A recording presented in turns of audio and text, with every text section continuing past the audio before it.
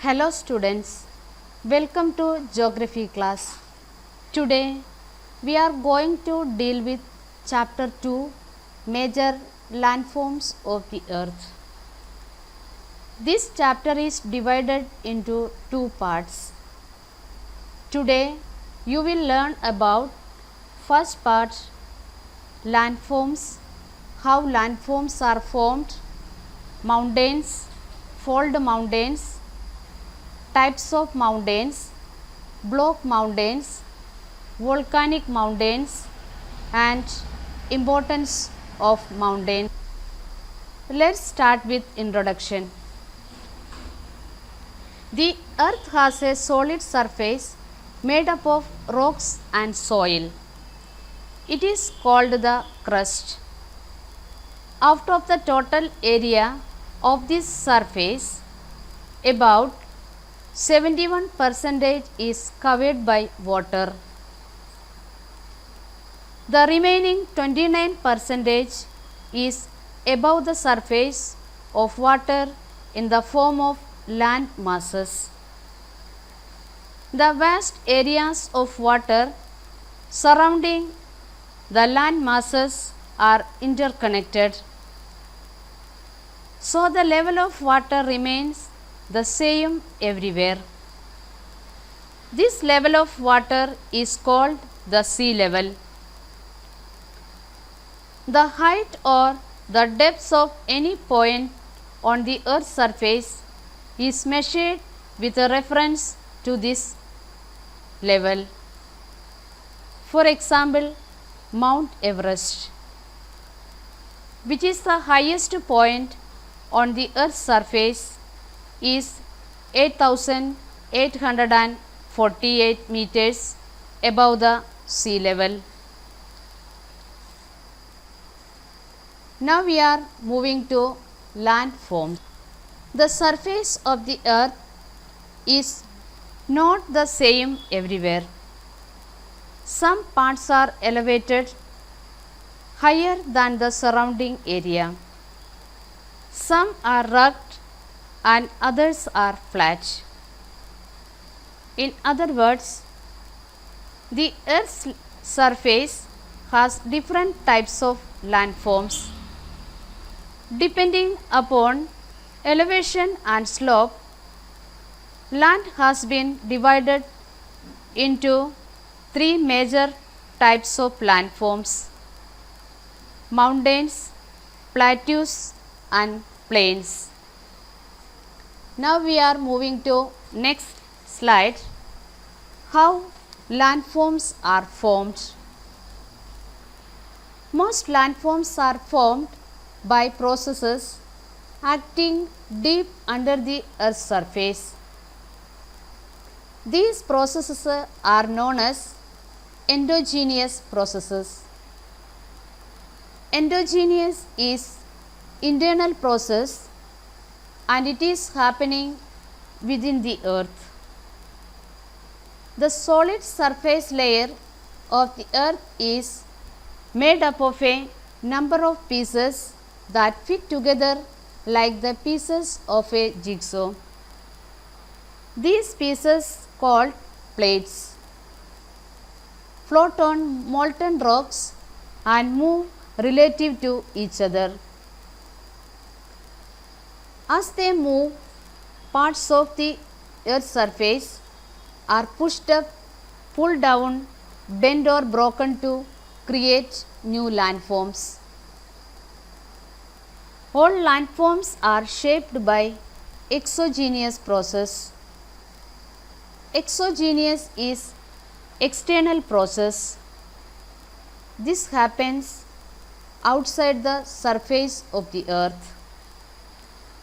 For example, heat and cold make rocks crack and break. So do some actions of plants, animals and people. Wind, water and moving ice break up rocks too. They also carry away the broken pieces and deposit them elsewhere. Due to this, exogenous and endogenous process, there can be some difference or formation of new landforms on the surface of the earth. Now we are moving to the next slide, major types of landform, that is mountains. We all are familiar with this topic, mountains. We have seen mountains, right? Yes. Let's see what are mountains. A mountain is a conical mass of land rising to much greater heights than the surrounding areas. Its pointed top is called a peak. Mountains generally occur in a chain or line called a range. The Himalayas in Asia, the Alps in Europe, the Rockies in North America, and the Andes in South America are some examples of mountain ranges. Mount Everest in the Himalayas is the world's highest peak. A small mountain is called a hill. Generally, hills have rounded tops. A lowland between hills or mountain is called a valley. Next is types of mountains. Depending on how they are formed, mountains may be of three main types: fold mountains, block mountains, and volcanic mountains. Fold mountains. Fold mountains are formed when a part of the earth's surface is pushed up to form wrinkles called folds. Fold mountains are formed mainly by the effects of folding on layers within the upper part of the earth crust. The parts that are curved downwards are called cyclines. These form valleys. Next is fold mountains. Fold mountains are formed when a part of the earth's surface is pushed up to form wrinkles called folds. Fold mountains are formed mainly by the effects of folding on layers within the upper part of the earth crust. The part of the wrinkles that are curved upwards are called anticlines. These form peaks. The parts that are curved downwards are called cyclines. These form valleys. Fold mountains are the most common type of mountains in the world. A fold mountain usually displays more than one type of fold. Anticlines and cyclines are the most common up and down folds that result compression. The Himalayas, the Alps, the Rockies, and the Andes are examples of fold mountains. Here you have an activity. Do it, then you will understand how fold mountains form. Place a towel on a table. Push the two ends of the towel towards the middle. Do you see how the towel wrinkles up? This is how fold mountains form when two plates of the earth crust push against each other. Next is types of fold mountains. Fold mountains are divided into two types: young fold mountains and old fold mountains. What are the difference between the young fold mountains and old fold mountains? Young fold mountains, they are of recent origin. It doesn't mean few years back. It was formed thousands years back. But comparing to old fold mountains, young fold mountains are young. They consist of parallel range. Example: the Himalayas, Alps, Rockies and Ants are the examples of young fold mountains. Old fold mountains, they have been formed long ago. These mountains have undergone erosion for millions of years. They are low in height with a gentle slope and rounded peaks. The Atlas Mountains and the Aravalli Hills of India are the examples of old fold mountains. We are moving to the next slide, that is block mountains. Block mountains are formed when two tectonic plates move away from each other, causing crack on the surface of the earth. The cracking of the earth crust is called faulting. The cracks or rips are called faults. When the land gets uplifted between two fault lines, then it is called block mountain, fault block mountain or host, and a sunken portion is called a rift valley or graben. Young block mountains and rift valley have steep sides. The valleys are gradually widened as their sides are worn back by wind, water or ice. Example: the Vosges and Black Forest mountains of Europe. Next slide is volcanic mountains. We are familiar with the concept of volcano, how it occurs. We know it, right? These mountains are a result of volcanic activities. Volcanic mountains are formed when molten rock, magma, deep within the earth erupts and piles up the surface.